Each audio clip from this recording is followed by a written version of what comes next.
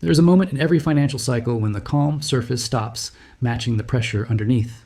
For years, silver appeared to be one of the quiet corners of the global market, drifting between familiar price ranges while attention focused on larger headline assets. But beneath that calm surface, something extraordinary was forming. Stockpiles were shrinking. Industrial demand was rising relentlessly, and institutions with the tools to analyze long-term risks had begun preparing for a scenario that most investors were not even considering. The mystery is why a metal overlooked for an entire decade has suddenly become the focus of some of the most powerful players in global finance. JPMorgan's rapid shift in posture raised questions across the financial world. This is a firm known for data, strategy, and rigorous analysis. They do not move on speculation. They move when underlying fundamentals begin to diverge from market expectations. Their preparation did not start with a sudden event. It began quietly, years earlier, as researchers studying global resource flows noticed an imbalance building in the background.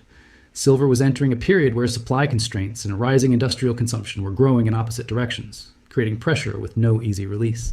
To understand how this imbalance formed, it helps to return to a period when silver still behaved like a normal commodity. Decades ago, industrial usage was important but not dominant. Photography consumed large amounts, but the world was not yet dependent on billions of electronic devices, expanding solar networks and advanced communication systems. Silver's role in global infrastructure was meaningful, but it was not essential in the way it has become today. Back then, price movements reflected typical supply and demand cycles. Inventories were plentiful, recycling was effective, and mining output could reasonably support consumption. The shift began slowly as technology expanded. The world transitioned into an era where conductivity, efficiency, and reliability became central to growth. Silver happened to be the best material for critical functions inside electronics, solar panels, energy systems, medical devices, and transportation technologies. Each new innovation added another layer of demand. It was not dramatic at first. A few million devices here, a few thousand solar installations there. But technological adoption does not move in a straight line. It accelerates.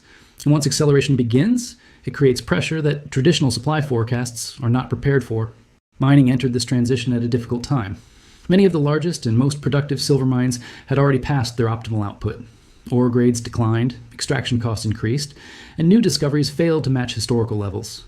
Silver's dependence on base metal mining added another complication. Most of the world's supply did not come from primary silver mines. It came as a byproduct of operations focused on copper, lead, and zinc. If those industries were not expanding, silver production could not expand meaningfully either. This created a mismatch between industrial needs and geological reality. While output struggled, a different issue developed quietly inside inventories. Warehouses began reporting slower replenishment. Stockpiles that once seemed abundant started thinning, but the decline was subtle enough that few people noticed. Industrial buyers secured long-term contracts, shielding themselves from supply concerns. Meanwhile, retail investors and financial markets assumed silver would remain abundant, as it always had. The perception of surplus persisted, even as the actual surplus diminished. The turning point arrived when researchers realized the world had crossed into a new industrial era driven by renewable energy. Solar power became one of the fastest growing sectors on Earth, and each panel required silver to achieve the efficiency necessary for large-scale adoption. The number of panels installed worldwide grew by tens of millions every year. This trend was not temporary. It represented a permanent change in global infrastructure, and it required a metal that had no scalable substitute. As solar demand surged, electronics continued their global expansion. More devices, more communication networks, more components, requiring silver-based conductivity. Every new technology required more metal, and every advancement pushed consumption further. Recycling, once considered a reliable buffer, failed to scale with the new reality. Much of the silver used in modern products was lost inside devices too small or too costly to recover. By the time institutions recognized the scale of the imbalance, financial markets had not yet priced it in. The metal remained undervalued because the emerging shortage was slow, structural, and concealed behind industries that did not communicate their long-term needs publicly. This is the type of environment where a major financial institution begins preparing before the public understands what is happening. Inside JPMorgan's research division, analysts examining mining output, global inventories, industrial demand projections, and long-term technology trends saw a convergence forming. The world was relying more heavily on silver each year while production stagnated and stockpiles thinned. This kind of convergence is rare, and when it appears, it does not reverse quickly. It builds into a pressure that eventually forces the market to adjust sharply. This increasing pressure is what set the foundation for JPMorgan's preparation, long before the public began asking why silver had become a strategic focus. The imbalance forming beneath the surface was no longer a distant concern. It had become a critical factor, shaping the future of one of the world's most important industrial materials. The imbalance taking shape within the silver market did not remain hidden forever. As global industries expanded their dependence on the metal, subtle signals began emerging across supply chains. Manufacturers who once viewed silver as a predictable input started noticing longer lead times and higher procurement costs. These were early signs of stress in a system stretched far beyond its historical limits. Yet the surface-level calm persisted. Prices had not fully reacted. Markets were slow to recognize the pressure building underneath, and this delay created a widening gap between perception and reality. One of the most revealing hints appeared in global inventory data. Warehouses across the major exchanges reported declines that were not consistent with normal cycles.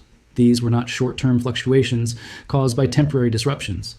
They were structural declines, steady and persistent, suggesting that industrial consumption was quietly outpacing available supply on a global scale. At the same time, mining projections failed to offer reassurance. The world's largest producers issued reports showing stable or falling output while demand charts continued climbing upward. Analysts who studied these patterns realized the situation did not resemble a typical commodity cycle. It resembled the early stages of a long-term structural shortage. This growing imbalance began to intersect with a broader historical pattern that had shaped previous periods of resource stress.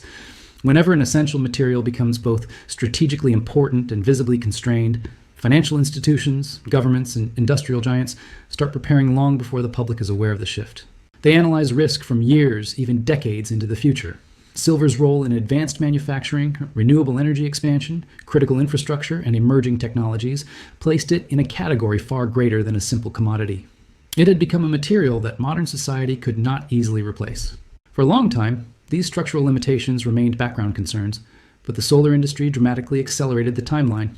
When global installations grew at double-digit rates year after year, and when each installation required a fixed amount of silver to reach operational efficiency, a threshold was crossed. Forecasts showed that solar's long-term expansion alone could consume a significant portion of annual silver output. And this did not account for the electronics sector, which continued expanding its own demand without signs of slowing.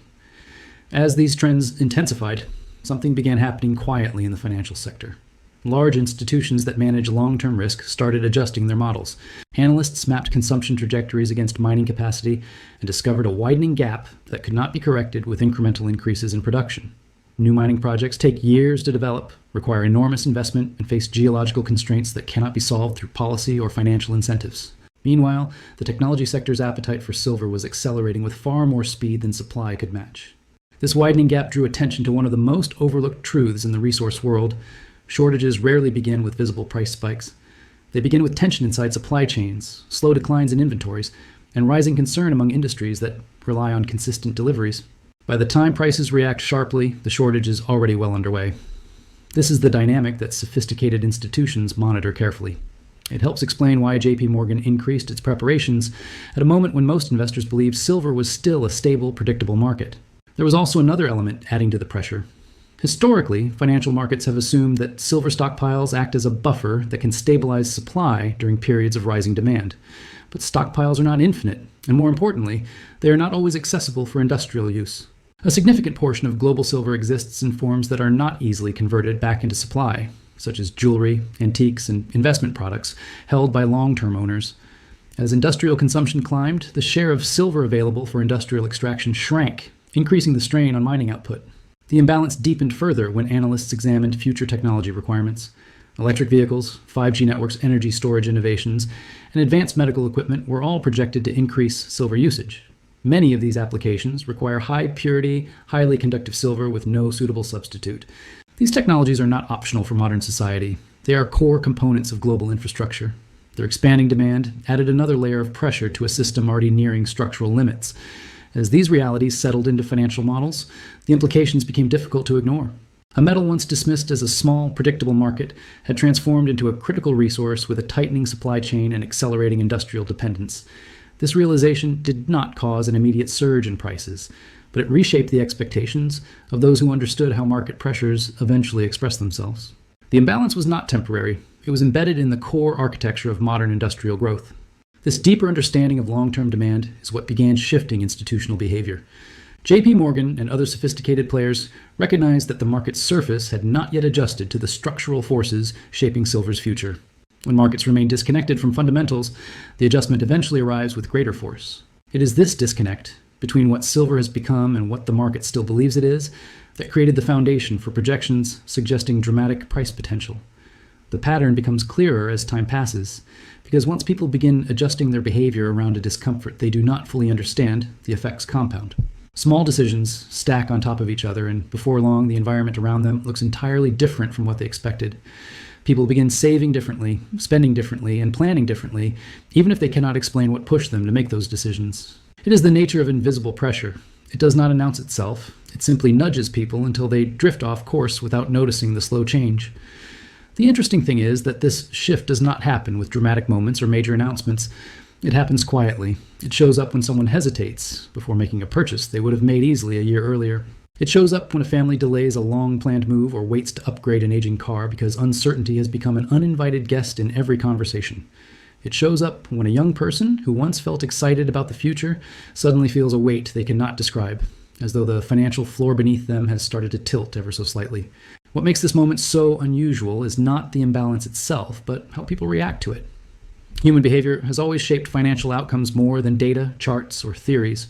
When people grow tense, they tighten their budgets. When they tighten their budgets, businesses slow down. When businesses slow down, opportunities shrink. And when opportunities shrink, confidence fades. It becomes a loop that can form almost silently until the effects are large enough to see in everyday life. By the time most people notice it, it has already grown roots. Yet, hidden inside this difficult environment is a truth that tends to reveal itself only to those who pay close attention. When uncertainty rises, the world does not freeze. It simply rearranges itself. The rules shift. The pace changes. The opportunities that were obvious before begin to fade, and new opportunities take their place, but these new paths do not shine brightly at first. They appear quietly, almost shyly, waiting for someone patient enough to notice the small signals in an environment where everything feels heavy. The people who eventually rise through moments like this often share a similar habit. They step back, they slow down. They stop trying to outrun the discomfort and begin observing the details most people overlook.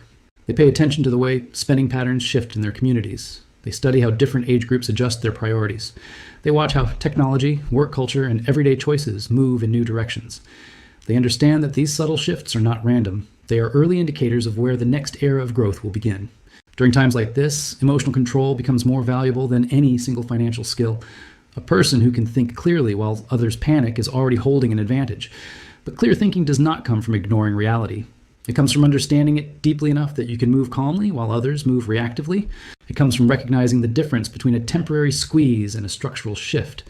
It comes from knowing that financial pressure, as uncomfortable as it is, often reveals the areas where change is long overdue. As the environment continues to evolve, a new picture begins to form. People who were once running toward the same milestones suddenly find themselves spread across different paths. Some begin focusing on stability instead of speed. Others begin building skills instead of chasing shortcuts. Some start investing in smaller, steady opportunities rather than chasing the next big moment. And some, for the first time in years, begin reassessing what they actually want their financial life to look like, rather than following expectations that no longer make sense. This quiet reordering creates the earliest signs of a broader shift. It shows up in rising interest in practical saving strategies. It shows up in the growing popularity of simple, predictable investment approaches. It shows up in the way more people are choosing to avoid unnecessary risks and focus on long-term positioning rather than short-term excitement. Even though these individual decisions seem small on their own, they begin shaping the environment in ways most people do not realize until much later. Eventually, the pressure that once felt overwhelming begins to loosen. It does not happen in a single moment. It happens in small realizations. One person notices that their emergency savings are finally growing again. Another sees that a side project they started during quieter months is becoming reliable income. Someone else discovers that a habit they adopted out of caution has now become a strength. These experiences begin stacking together, slowly rebuilding confidence from the inside. As clarity returns, people start recognizing something they could not see during the heavier moments. The imbalance that caused so much stress was never just a financial issue. It was a shift in expectations, a reminder that the environment people lived in for years was not built to stay the same forever. When the structure changed, the mindset had to change with it. Those who adapted early found themselves moving forward, while others were still trying to understand what went wrong. In the end, the core lesson becomes simple but powerful. Your financial outcomes are shaped less by the environment and more by how you respond to it. Pressure can turn people reckless, or it can turn them disciplined. Uncertainty can freeze someone in place, or it can push them to learn skills they once ignored. A difficult chapter can feel like a setback, or it can quietly prepare someone for a version of life they never imagined they could reach. And that brings the entire explanation to its final truth. The world does not reward speed, it rewards direction. The people who rise highest are almost never the ones who move the fastest. They are the ones who learn to adapt without losing clarity. They are the ones who stayed calm long enough to understand the shift beneath their feet. They are the ones who recognize that every period of imbalance eventually gives way to a new landscape. And they prepared themselves so that when that moment arrived, they were ready to step into it with confidence instead of fear. If you pay attention to the world around you, resist the panic that others fall into, and keep sharpening your understanding while the environment rearranges itself, you end up walking into the next chapter with a strength that did not exist before. And sometimes that strength becomes the quiet advantage that changes everything.